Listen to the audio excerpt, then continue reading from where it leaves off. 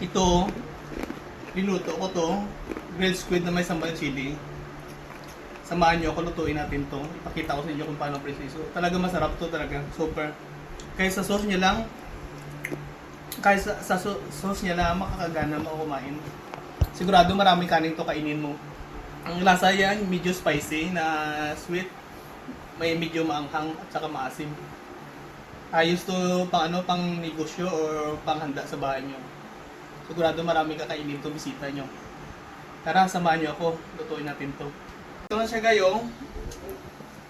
Linagyan ko na to ng tanglad at saka sibuyas dahon. So, lagyan na lang natin ito ng salt. Salt. Baliktaran. Tapos, black pepper. Tapos, i-grill natin to. Siguro mga 15 minutes. Siguro baliktaran. Ito siya oh. Napainit ko na to. Ilagay na lang natin dito. Pag ganun para maluto siya. Tapos takpan natin yan. So habang niluluto natin to, gagawa tayo ng sambal chili uli.